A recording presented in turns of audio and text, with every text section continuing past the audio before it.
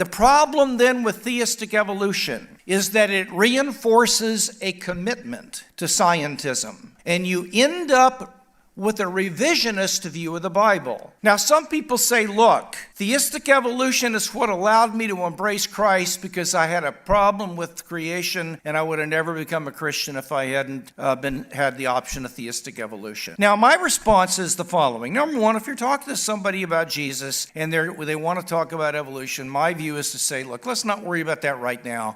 Let's kind of stick with what you think of Jesus and let's get to that later. But I'm not going to tell them it's okay for you to believe in that right now, because first of all, I think what Steve Meyer and others have done is shown that we don't have an obligation to do that, and we've actually got biblical grounds not to. But the other reason is that if I tell a person, hey, there's no problem with that, and they become a Christian on that basis, they've already started a revisionist project in the Bible because they've revised the first 3 chapters of Genesis. And then when it comes to when neuroscientists claim there's no soul, well, of course, we'll have to revise the Bible. No problem with that. The Bible's not a science textbook anyway. And by the way, there's no gender, we've learned in science. And we've also learned that homosexuality is a deterministic factor by your genetic structure and your brain chemistry. So you're not morally responsible for that.